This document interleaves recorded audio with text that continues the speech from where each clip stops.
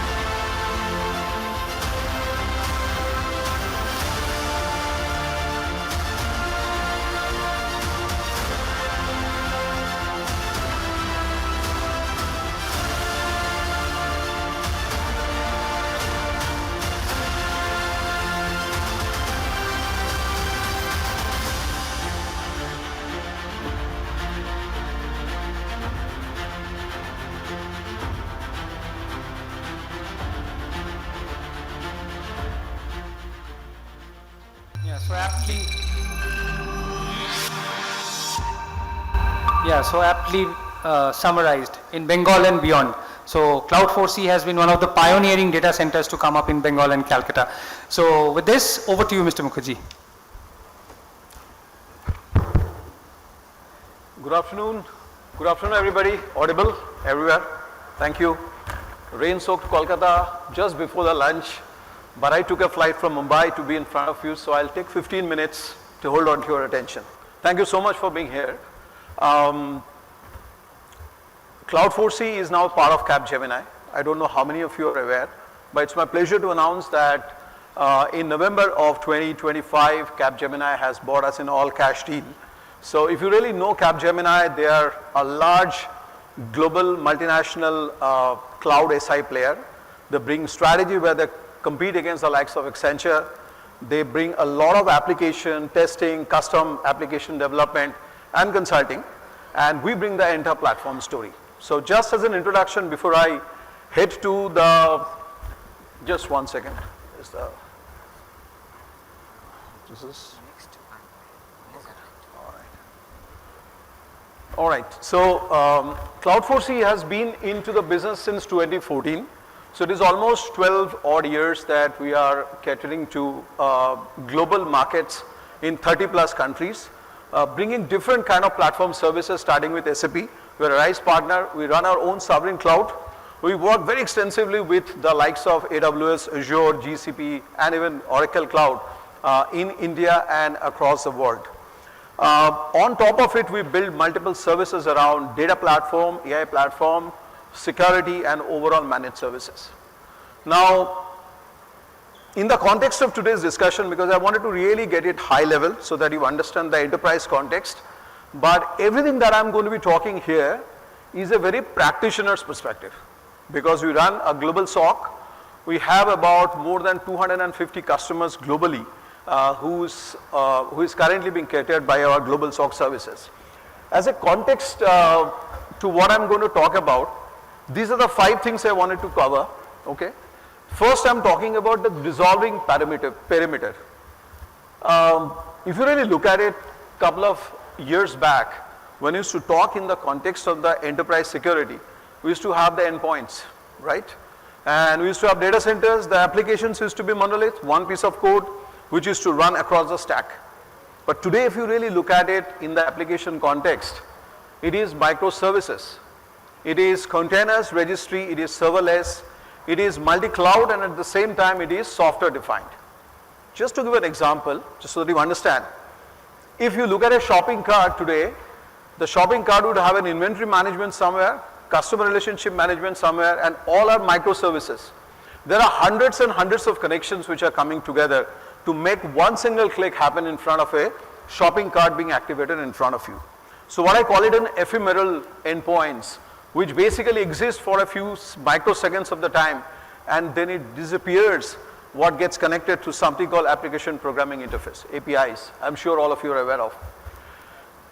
So in the tool chain, what is happening in the last few years, and I just wanted to give you a few of this, if any of you is a security practitioners, I'm sure that you have come across in the new converged API infrastructure situation, what this really means, right?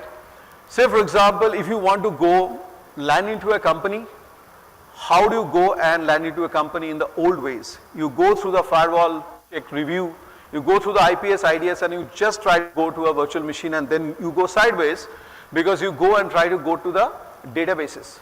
But today's database in the AI world is not a normal SQL databases. It is a vector databases. What happens in vector databases? It is actually the context of the information, a picture or a Word file or a connection, which basically tries to logic it out to generate something which doesn't exist. And that is where the attacks are getting very, very sophisticated. So something like, just to give an example, and we have come across this. Say for example, a programmer is writing a code, and in the fast writing code, there are obvious misspelling happens. So if you're writing rewards, R-E-W-A-R, and W and A gets interchanged.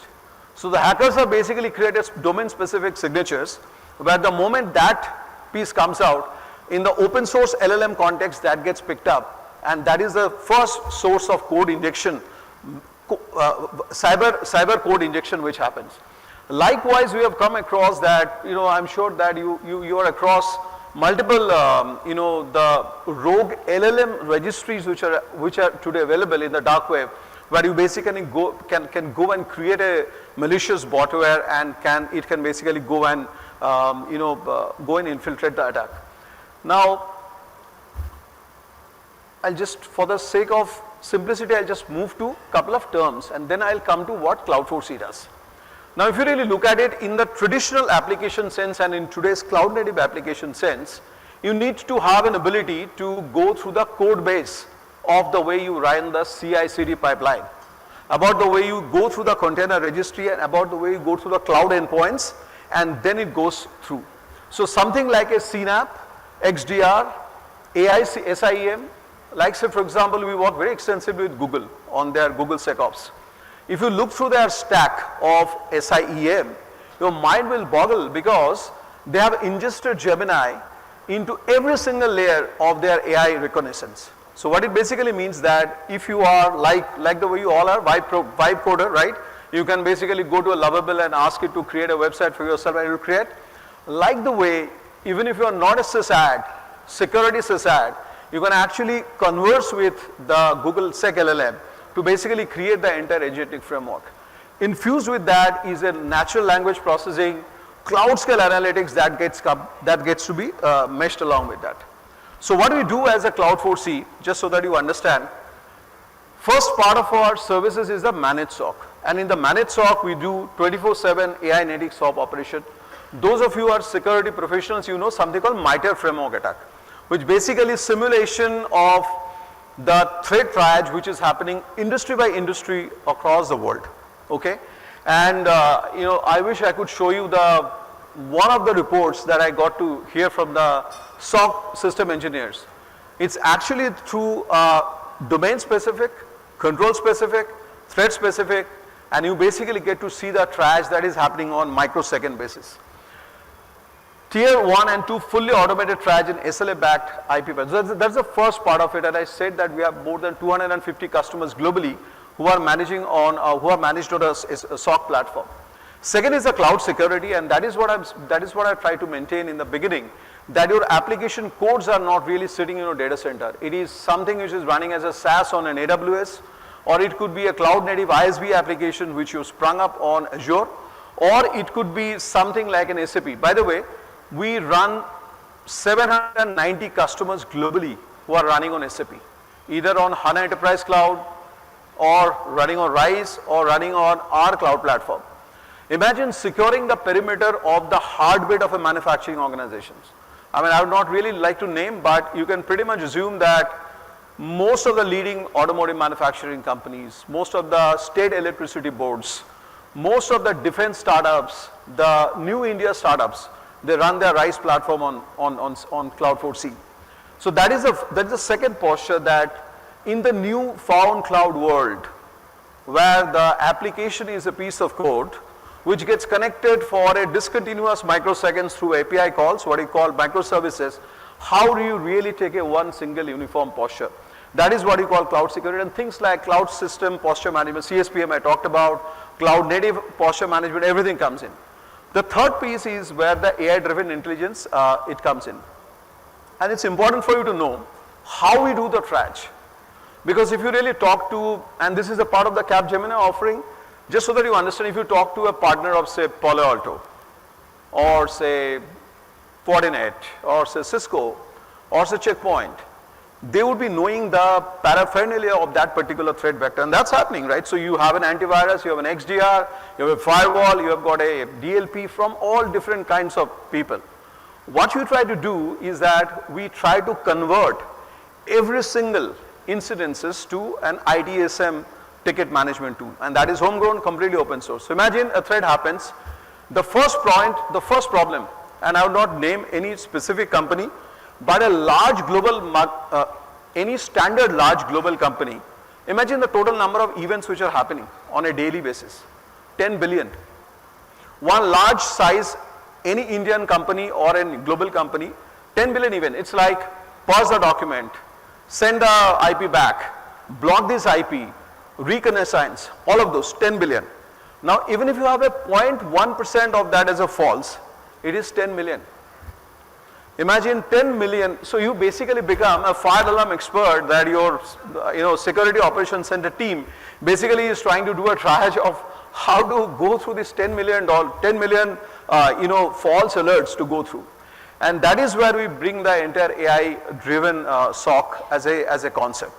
What you do here is, first thing is that any alerts which is coming from any of such tools that I mentioned about from all of these vendors, we convert that in IT ticket management and we enforce our wiki and SOP. So the point I made, that you cannot, even if you put 10,000 people, you still would not be able to do the triage of a 10 million tickets out of a 10 billion threats which are happening. So what you do, we basically put a wiki and an SOP, whereby it basically remediates at the first level through false or true. If it is a true alert, the signature is not even verified, and that is where our LLM agentic framework comes. It puts it onto a data lake. And in the data lake, from the controller standpoint, which was our erstwhile parent company, since 2008 and still 2025, you can imagine we have about 23, 24 million tickets of different kinds of things which has happened. We sandwich that building a large language model, and it runs and it generates, and it's completely open source. So what happens is that first you capture the threat, you convert that at a ticket, move that with a wiki and SOP, create an agentic alert, put it onto the data lake, and that is where the overall AIification comes.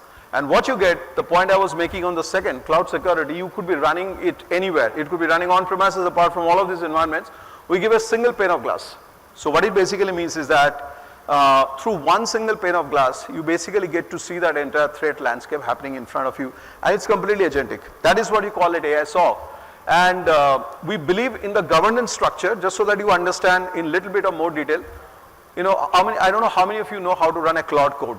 So the cloud rules, what defines your persona, those of you know. where basically see this is right, this is wrong, this is I am, this is what I search. You import your previous search history and he knows that you are Arindam as an example. Similar way, the governance agentic layer basically defines the guardrails. Then comes the management layer where there are hundreds of agents which are operated simultaneously as they are getting these feeds. And then comes the worker node. It's beautiful agentic platform which you built, and I would encourage those who are genuinely interested to come to Hyderabad to see our platform. And the last one is the compliance and governance. In 30 odd countries, if you understand that we operate, we pretty much work with most of the regulators, whether it's a HIPAA, whether it's RBI, whether it's with all of these things, and we run compliance as a service. Now, my last 1 minute, what we bring onto this forum for people who would love to hear more about it, you can talk to me after this. Number one is that the cloud platform converged cloud platform replacement point product. So we strongly believe that the era of buying security through a point-based approach, and I'm sure that a lot of you have already gone. A lot of you are in discussion to kind of get past that, but we bring a precise point of view across the different segments. Second is what I said about integrating the different cloud native posture management, different kinds of application security, CI/CD, code pipeline, review, etc. that we do second. Third is that AI-driven cognitive SOC I just spoke about. Fourth is disaster. By the way, when Amazon data center got hit in Riyadh, you would not believe we are sitting on a 48 opportunities pipeline from Middle East business, DR as a service. Because the data center was not available, those banks didn't have any disaster recovery policy, and DR as a service is what you are doing.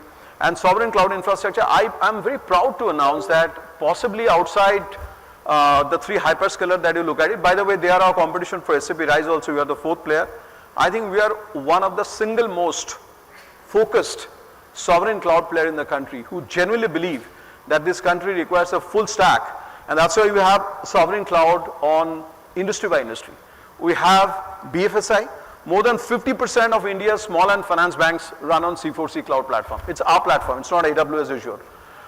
We run most of the SAP adjacencies on the manufacturing on our platform. We have a healthcare platform. We have a pharma platform. So these are all different flavors of the sovereign cloud platform that we have.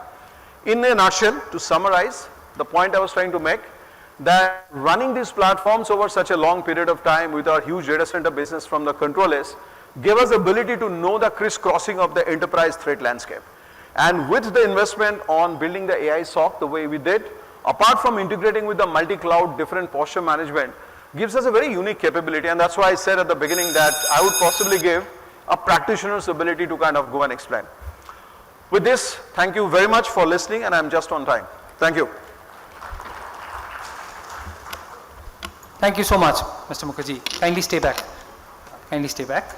Can I request Mr. Kollol Sen, Executive Vice President and Regional CEO, and also member of our IT committee, to kindly come up on the stage and do the honors to Mr. Mukherjee. Those of you know, you know.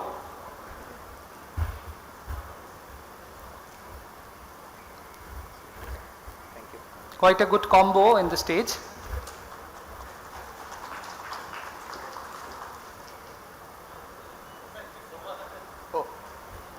Ada. Oh, it does. Okay. Is it fine? Thank you.